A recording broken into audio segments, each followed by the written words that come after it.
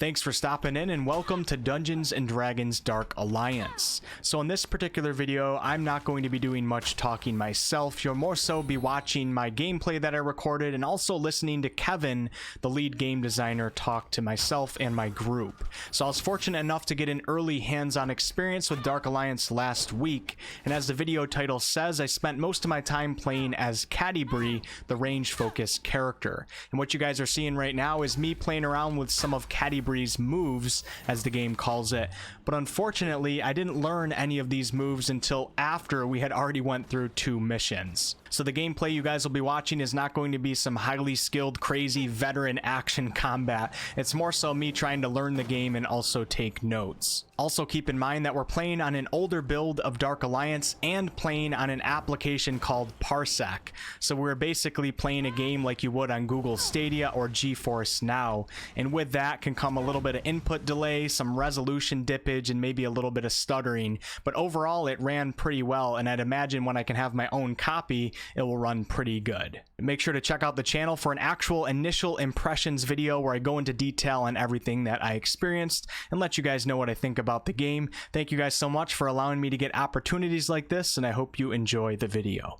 Ready themselves up, and I'm standing on the circle. It will start a short 5-second countdown, and we can jump right into the game. But definitely when you jump up to the higher difficulties, we're more strict with stamina stuff. But that's a great question. So here we have our first little spike trap. I'm sure if you've played D&D, you've been in dungeons where they're filled with poison arrows or traps that open up in the ground. So we wanted to sort of capture that feeling of playing D&D with your friends on the tabletop by littering our dungeons. Oh god, I stepped on the trap. Littering the dungeons with tons of hazards, things to keep your eyes open and try to evade. Here, this sort of node on the ground, these are crystals, and if you crack them open, you'll see that each of us get crystals. All of our loot is shared in the game, except for gear, which is instantiated, meaning that it drops only for you. So I can't steal your gear, you can't steal my gear, but everything else in the game, loot-wise, is shared between the team, with an emphasis on playing together with your friends. We wanted to give you the best possible experience. We don't want people like ninja looting or stealing other people's loot. That's not a fun co-op experience for everyone. And I'll talk more about those crystals when we get back to the base camp. So here we can see that one of these rune stones is missing, and if you follow the objective markers on the screen, over here is where we're going to find the rune stone. And this little encounter here, these traps on the ground, they're going to open up, and we'll see our first combat encounter. So these guys that we're fighting, these are Duergar. They are basically dark dwarves, and these ones in particular are very heavily armored, as you can see. And if you try to attack them while their shield is up, you'll see that they have a gray bar above their health bar. That's their block gauge. So light attacks like drizzt light attacks will take small chunks out of the block bar. Heavy attacks from wulfgar will take huge chunks out of that block bar. And once the block bar is completely removed, they can't block anymore for a short period of time. So that's your window of opportunity.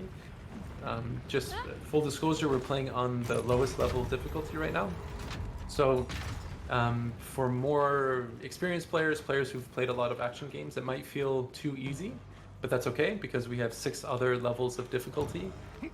And if we have time at the end of the session, we could maybe jump back in and try difficulty 2 or difficulty 3. But you don't need to physically, or physically be out of the way of the hitbox. So there's no collision overlap. You do have invulnerability during those evades. So the safest way to get out of trouble is to do the evade. Here's a nice little jumping hazard that a lot of people usually fall down. So far so good, guys. And I fall down here all the time. Nicely done. There we go. We He's a big guy. Across. Nicely done. This next little area is what I like to call the Goblin Whack-A-Mole. So it's a larger combat arena with a bunch of these are called monster closets, basically spawners, where monsters that typically prefer underground can sneak up and pop out. So we're gonna try to dispatch these 2 Verbeeg first. Nice. So Primal Instinct is great on wulfgar. It deals bonus damage and gives you extra armor based on missing health. So it's very much like a barbarian ability from D&D. So it's great just in the heart of combat, even if you're taking hits, it even makes you stronger. So it's a really good move for offensive and defensive capabilities. I'm going to use my invisibility here. I'm going to sneak up ahead. These goblins can't see me. And I'm going to kill the Booyog here. The Booyog are the magic casters of the goblin family. They've somehow managed to grant themselves magical abilities. And what they're going to do is they fire magic projectiles. Generally, they are very disruptive to the battlefield, so you want to try to focus them if you can, if you have a clear shot at them. So it looks like friendlies block friendly damage. Like if you're standing in the way of my bow shot. Yeah, that's something that we're still working on. All of Catti-brie's projectiles are supposed to penetrate through allies, but not monsters. So that's something that we're actively working on trying to get that fixed. It's since you're a Catti-brie expert, so as of right now, the only ranged attack I have is my heavy, right? So yeah, actually, I forgot to mention. Sorry. So if you press left trigger, and all the other heroes can do this too. Left trigger, you'll see the camera changes slightly. Whoa. So for all the other heroes, we just get this like super basic ranged attack. So if you press right trigger while you're aiming, Wulfgar, Drizzt, and Wulfgar, Drizzt, and Bruenor will have a really basic, like kind of weak range attack. This is nice for like setting off barrels or maybe getting last hit on monsters. But what makes Catti-brie really unique is she has a whole different aiming mode. So while you're in aiming mode, you can fire light arrows, which don't consume that much damage, that much stamina, and do light damage. You can fire heavy arrows, and you can actually charge up your arrow. So instead of just pressing RB or RT, if you hold it down, you'll see she changes her pose, and this fires an empowered arrow. And these arrows do a lot more damage, cover a much larger area, and those will pierce through multiple monsters. So it's a great idea to, if you can line up a couple monsters in a row, fire a charged arrow at them, and it'll deal a crazy amount of damage. So that's what really helps Catti-brie feel different from the other heroes, is that range capability. While the rest of the three are really more melee-oriented characters. Should we aim for the head, or the damage is the same? The damage is the same. We don't have head hitboxes or anything like that. Yeah, that's a great question though. And I think we mentioned it just at the beginning. Pressing R3 will hard lock onto monsters, so that might become pretty useful in this next combat arena up here. So when we're all ready, we can jump onto the platform, and one brave soul can flick the switch. That's okay. It's okay, Catti. You will catch up with us. We have a tether system. So if for some reason someone goes off on their own, doing a little exploration or treasure hunting, once they reach a maximum range away from the party leader, they will be teleported back in Verbeeg cuisine. And when you're ready, we can run up and fight the chef. So he is like some of the other Verbeegs that we've seen, but much more powerful and has a whole bunch of unique attacks. Here you see that red outline attack. This is his spinning whirlwind attack. Super dangerous. Don't worry, guys. We're going to get you back up. I think Bruenor's down, but I'll come and res you. One great way of using Drizzt's invisibility is running off and reviving one of your allies. So Blink has multiple uses. You can use it offensively to sneak up behind a high value target, or defensively you can use it to revive an ally. Our general design philosophy is the hero abilities should be situational, should be have utility, and ideally would have a offensive and defensive utility, and also represent that player's archetype. So like for Bruenor, his abilities typically are defensive, threat, aggro management abilities. Drizzt, his abilities are more offensive, damage, yes, that sort of thing. So this guy's doing a real number on us. You might notice in the bottom left corner your ultimate ability is ready. So if you press L3 and R3 at the same time, the two sticks, you're going to activate your ultimate ability. Each hero has their own ult, which again is tied into the general playstyle. So for Bruenor, he drops down this massive banner and will give us huge amounts of damage mitigation within that area. Wulfgar will go crazy rage mode, sort of taking the spirit of Tempest, who's the god of battle. He deals huge amounts of damage. Catti-brie will fire these magical arrows. Nice, Bruenor. This is perfect. So for standing in this area, we have basically 99% resistance, so we'll never die if we're standing in here. It'll last for a short duration. Catti-brie's ult, she fires these massive alchemical arrows, which are basically like magic arrows.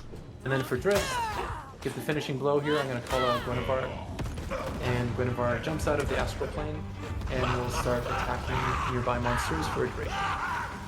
So if you've read the books, you'll be familiar. If you haven't read the books, Bruenor is basically a magic panther who's massive, who lives in a different plane and will come help drizzt when he needs her help. So that wasn't that bad. I think we did pretty well. Here's the chef, his death outro cinematic. So we vanquish the Verbeeg from the forge here. What happens at the end of a quest?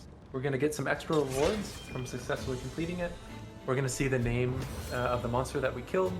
We're going to get our gold, some extra XP. We're going to get some extra loot items. Here you'll see. And in the spirit of co-opetition, so friendly competition between friends, we give an overall tally or summation of how the mission went, and we will award MVP purely for bragging rights. Looks like the three of us tied on a bunch of different categories, so the three of us are the MVP of the game. But basically, whoever gets the most kills, does the most damage, etc., gets the bragging rights of the companion. Purely just to rub it in your friend's face. But there's no additional rewards related to it. It's purely just for fun. Are you guys rubbing it in my face right now? I didn't say anything. What's happening behind the scenes? They talk about other characters from the D&D lore. So if you are familiar with D&D, you'll hear about some people you might recognize, and basically put the greater story of the game into context of what's happening in the greater D&D world. So there's lots of little nooks and crannies. There's lots of extra exploration paths that you can choose to go through.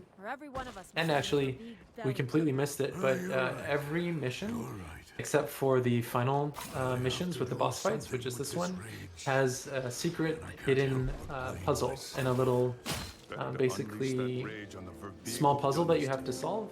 You don't have to, but it's optional. And if you do solve it, we award you 1 extra feat point.